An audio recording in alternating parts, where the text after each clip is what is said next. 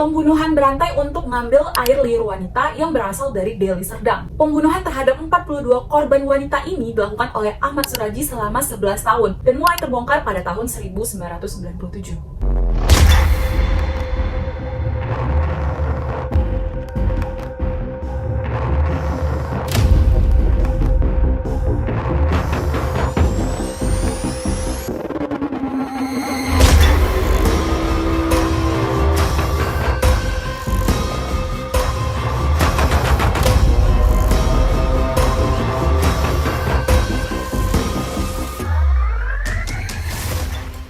Hai, it's me Sucinero Avila. Welcome to my channel. Di sini aku bakal ngebahas kasus kriminal yang dialami oleh orang biasa yang berada di sekitar kita. Buat kalian yang menyukai kasus kriminal, jangan lupa klik tombol subscribe dan hidupin lonceng untuk dapetin notifikasi video terbaru. Awal mula Ahmad Suraji ngebunuh wanita-wanita Malang ini karena ngedapetin pesan dari ayahnya. Ayahnya ini ngomong kalau mau ngedapetin kekuatan yang gak terkalahkan, harus meminum 70 air liur wanita yang udah meninggal. Ahmad Suraji ini seorang dukun, tapi juga seorang petani. Nah, kasus ini mulai terbongkar karena semua korban pembunuhannya ini adalah pasien yang datang ke Ahmad Suraji buat minta ilmu pengasihan atau ilmu penglaris. Setiap klien yang datang itu harus ngebawa kembang pelon, kemenyan putih, kemenyan Arab, dan sepasang jeruk purut. Selain itu, syarat-syarat lainnya untuk pasien Ahmad Suraji ini ada lagi nih, seperti pasien ini harus mau dikubur setengah badan, pasien ini harus mau diikat, dan pasien ini harus mau melakukan ritualnya di malam hari. Syarat yang paling penting, pasien ini nggak boleh ngasih tahu ritual ini sama sekali ke orang lain. Nah, korban pertama dari Ahmad Suraji ini adalah Tukiem,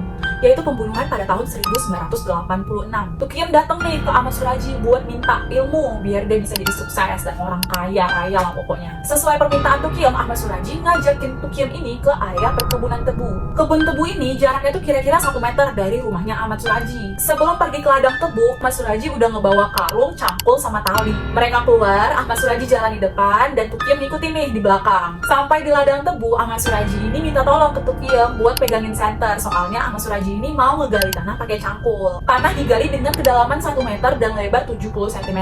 Tanahnya udah siap, selanjutnya kaki sama tangannya Tukiem ini diikat. Tapi posisi Tukiem ini tetap berdiri, jadi diikat sambil berdiri gitu. Udah selesai ngeikat badan Tukiem ini, Ahmad Suraji nyuruh Tukiem buat masuk ke dalam lubang yang udah digali. Tukiem masuk, terus badan Tukiem ini dikubur sampai bagian dadanya. Tiba-tiba Suraji ini jongkok nih di depan kepalanya Tukiem. Suraji langsung nutup mulut Tukiem dan ngecekik lehernya. Ya otomatis di sini Tukiem gak bakal melawan dong karena seluruh tubuhnya udah kekubur tanah.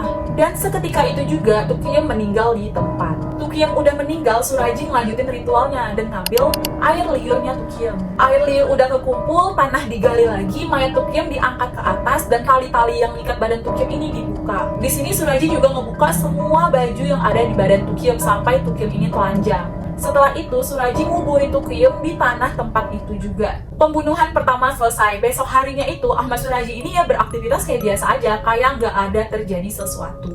Dari korban pembunuhan pertama langsung loncat ke korban pembunuhan terakhir yang bernama Dewi. Sri Kemala Dewi ini dibunuh pada tahun 1997. Dan dari Sri Dewi Kemalasari inilah kebusukan dari Ahmad Suraji ini kebongkar. Awalnya itu Dewi ini menghilang selama 3 hari dan mayatnya itu ditemuin di ladang tebu dengan kondisi telanjang.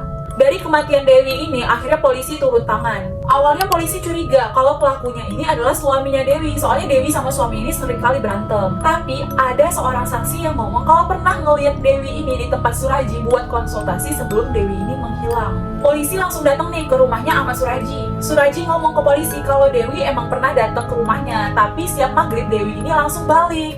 Nah, karena nggak cukupnya bukti, akhirnya polisi menghentikan semua penyidikan itu. Selama penyidikan diberhentiin, di situ polisi mendalami beberapa kasus orang hilang selama beberapa tahun terakhir. Ternyata dari sekian banyaknya kasus orang hilang, ketemu nih benang merahnya. Kebanyakan dari kasus perempuan-perempuan hilang ini merupakan pasien dari Ahmad Suraji. Akhirnya polisi ngegeledah nih rumahnya Suraji. Waktu digeledah, polisi banyak nemuin perhiasan sama baju wanita, dan salah satunya itu bajunya Dewi. Ahmad Suraji akhirnya ditangkap oleh polisi dan diinterogasi. Muncul pengakuan dari Ahmad Suraji kalau memang dialah yang ngebunuh Dewi. Suraji didesak terus buat ngaku. Yang awalnya itu cuma ngaku ngebunuh Dewi, akhirnya ngaku udah ngebunuh 16 wanita. Polisi di sini tetap gak puas dan terus ngorek-ngorek dan interogasi Suraji, dan akhirnya Suraji ini ngaku kalau udah ngebunuh 42 wanita. Akhirnya Suraji divonis dengan hukuman mati. Bahkan pada tingkat banding dan kasasi nggak ngerubah hukuman mati untuk Soeraji. Soeraji sempat nih ngajuin gerasi ke Presiden Megawati Soekarno Putri pada tahun 2004. Tapi baru pada era SBY, permohonan Soeraji ini dijawab dengan jawaban ditolak. Jangan lupa komentar di video ini karena aku bakalan nungguin requestan kalian untuk kasus apa lagi yang dibahas di next video selanjutnya. Jangan lupa subscribe karena aku nggak sabar untuk ketemu kalian. Bye-bye!